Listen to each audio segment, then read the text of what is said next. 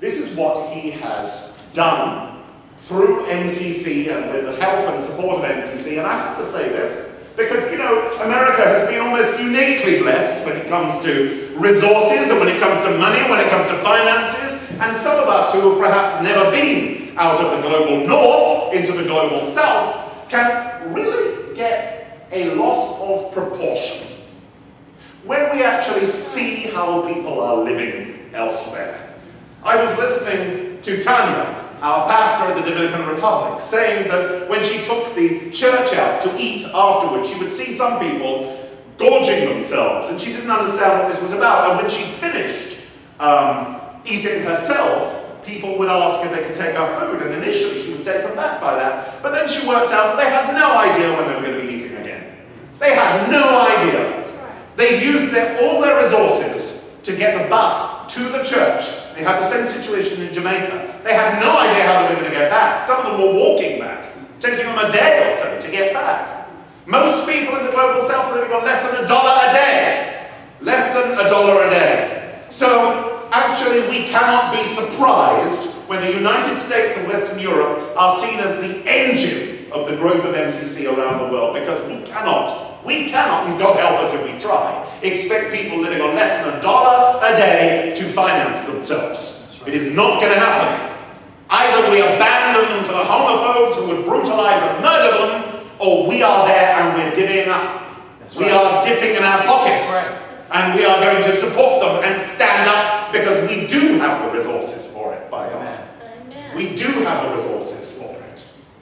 So let me tell you what Hector Gutierrez has done with virtually no resources, because there's been a freeze on travel in MCC, because giving collapsed in the light of the financial crisis. We were down 30%. The elders, the board of elders who traveled around the world binding this thing together, went from 10 to 5. People voluntarily gave up their jobs. They've taken 2 pay cuts that I know about. We now have just 3 or 4 people in Abilene in the headquarters, for goodness sakes. And yet the responsibilities around the world have doubled in the last few years, because MCC is growing faster than at any time in its recent history. All the churches around us are complaining about how they are dying. We have more life than we know what to do with. Amen. They are complaining about how they're dying and churches are falling off continually. We have more life than we know what to do with. Yes. But you know, we're going to have to pretty quickly work out what we're going to do with that. Because, you know, 30% of all the money donated into this church goes to finance that global effort. And if we reached our budget, we would be able to increase that amount. We will be able to give to specific ministries that we want to give. We gave about $400 just recently to the GEM campaign to bring somebody over from the Global South to the General Conference in Acapulco in about a month's time. And that's much appreciated. Perhaps one of those South American pastors will be able to feed and have their voice heard, because remember, it's a General Conference is the democratic forum for MCC where the decisions are made. Perhaps that will happen now because of our generosity. Well, let me tell you what Hector has done. In 2005, there were 21 worshipping communities in 9 countries. In 2010, there are 36 worshipping communities in 14 countries. That's gone up from actually 13 communities in 2007, because the eye was off the ball. The eye is very strongly on the ball now, I can assure you, having just come from that meeting in Sarasota. In Brazil, we went from 6 churches and groups to 20 in a year. In parts of the world, the elders can't keep up with it. Nancy was saying she had a letter from Rwanda, somebody desperate to affiliate, some LGBT pastor in Rwanda with a group meeting in that country, which only recently suffered that terrible genocide, wanting to affiliate with MCC. We have a group in Moscow just wanting to affiliate. This summer we're probably going to affiliate a church in Ukraine. It goes further. I can give you the full list because I think you need to hear it. We have churches now in Nigeria, Zambia, South Africa, Rwanda, Uganda, Jamaica, Singapore, Malaysia, Papua New Guinea, for goodness sakes. Cuba is inquiring. The Dominican Republic, Puerto Rico, Canada, the United Kingdom, France, Germany, Ukraine, Russia, Moldova, Denmark, Romania, Pakistan, Australia, New Zealand, and now 4 churches in the Philippines and growing. Faster than the pastors there can keep up with it. Faster than they can keep up with it. In fact, we now have a new seminary places in the Philippines. Those girls I told you about, those women I told you about in Pakistan, who are being sheltered from their families, who've taken out death warrants on them because they're lesbians and they won't embark upon arranged marriages. They're only alive today because of the generosity of churches in the US. I cannot sugar that pill. And I lay awake at night thinking, well, you know, you always bang on about money, and I think, if I have a choice between possibly offending someone because I'm asking them to dig in their pocket, and somebody dying, or somebody not hearing the same message that saved me, come on. Amen. Come on. Come on. What do I do?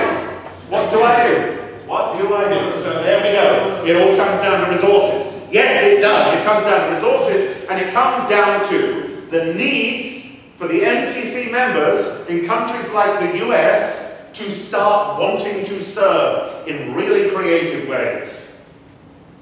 You may find yourself that instead of wanting to learn Spanish, you may want to learn Portuguese so that you can go to Brazil, where those churches are growing so rapidly that they're in desperate need of people. Not just pastors, but lay workers, people to do a whole range of different things. You may want to start learning Yoruba so that you can go to Nigeria, or Hausa, that you can go to northern Nigeria, where our church is. You might want to start learning some languages which you've never even heard of. Service, and when we finally say to ourselves, okay, well, I'm going to be a Jesus follower, I won't say Christian, because Christian contains a lot of things which are up for discussion. Being a follower of Jesus, the way of Jesus, and the teachings of Jesus, and the persons of Jesus, you know, we can see what that is. Amen. Even the word Christ is doctrinal. It's something that not everyone agrees with. So I would say if you decide you're going to follow Jesus, you have to understand that it's not going to be like everyone else. It's not going to be your mum's church. It's not going to be a place where you go and you gorge yourself on nice things. It's not going to be a weekly concert. It's not going to be any of those things. It's not going to be a lifestyle adjunct.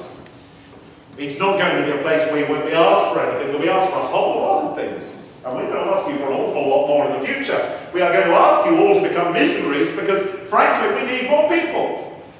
During the course of Sunday, we'll have 60, 65 people in this church today.